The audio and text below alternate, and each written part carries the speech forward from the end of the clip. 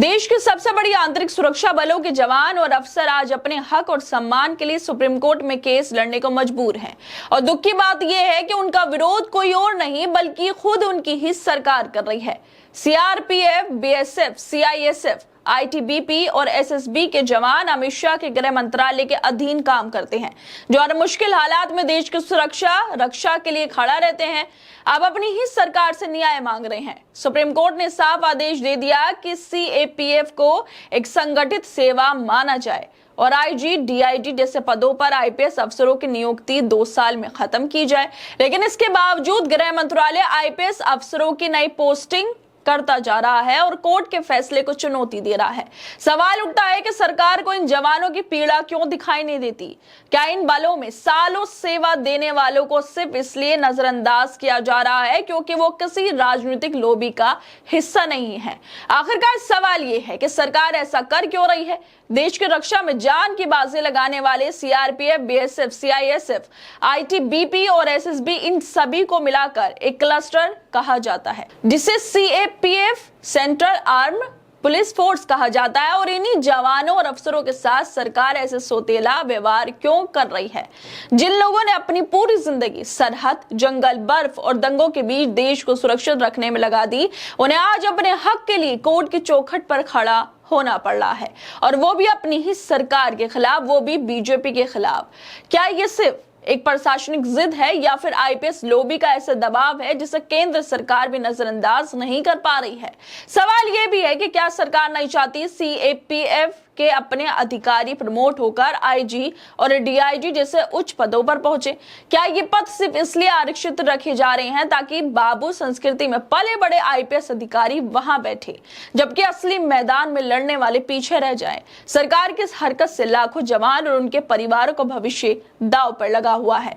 दरअसल देश की सुरक्षा में दिन रात जुटे सीएपीएफ के जवान और अफसर आज अपनी ही सरकार से न्याय मांगने को मजबूर हैं। जिन्हें सरहद पर आतंकवादियों से, जंगलों में नक्सलियों से और सड़कों पर उपद्रवियों से लड़ना होता है, वही अब अपनों से लड़ रहे हैं, वो भी कोर्ट में। आखिरकार अमित शाह ऐसा क्यों कर रहे हैं? उनके गृह मंत्रालय में नाइंसाफी क्यों हो रही है? सवाल यह है कि आखिर ये नौबत क्यों आई? 23 मई 2025 को सुप्रीम कोर्ट ने एक ऐतिहासिक फैसला सुनाया था। कोर्ट ने साफ कहा था कि आईजी और डीआईजी जैसे जो बड़े पद हैं उन पर आईपीएस अधिकारियों की डेपुटेशन 2 साल में बंद की जाए। इसका मतलब था कि अब सीएपीएफ के जवान अपने अफसरों को प्रमोशन देकर ऊंचे पदों पर उन्हें बिठा सकते हैं। लेकिन इस फैसले के बाद भी गृह मंत्रालय ने कोर्ट की बात मानने के बजाय उल्टा रास्ता अपना लिया। बीजेपी सरकार ने न सिर्फ इस फैसले के खिलाफ रिव्यू पिटीशन दाखिल की, बल्कि गृह मंत्रालय ने इस फैसले के आने के बाद अब तक कमांडेंट से लेकर आईजी तक के कई पदों पर कम से कम 8 आईपीएस अफसरों की नियुक्ति कर दी है। यह उस आदेश की सीधी अनदेखी है जो देश की सबसे बड़ी अदालत ने दिया था।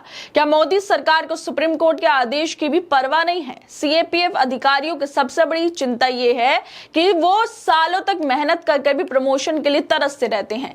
एक असिस्टेंट कमांडेंट को डिप्टी कमांडेंट बनने में 6 से 12 साल लग जाते हैं, और तब तक प्रमोशन की सीटें या तो आईपीएस अफसरों से भर दी जाती हैं या फिर खाली छोड़ दी जाती हैं। इस तरह हजारों अफसर एक ही रैंक में बूढ़े हो जाते हैं लेकिन ऊपर जा नहीं पाते। और जिस तरह से यह खबर सामने आई है उसको लेकर लल्लन टॉप के पत्रकार अभिनव पांडे भी लिख रहे हैं। उनका ट्वीट सामने आ गया है। वो लिखते हैं कि क्या आपको पता है कि भारत के सबसे बड़े आंतरिक सुरक्षा बल भारत सरकार के ही खिलाफ सुप्रीम कोर्ट में केस लड़ रहा है?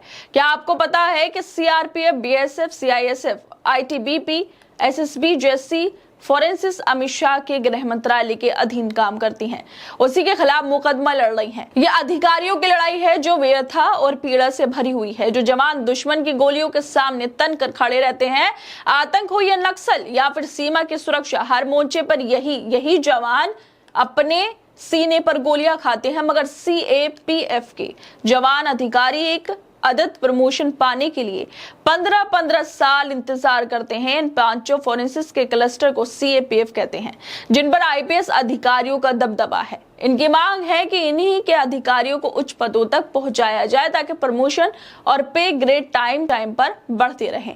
मगर ऐसा होता नहीं। इसकी लड़ाई वो 1 दशक से चलती आ रही है और ये लोग लड़ते आ रहे हैं।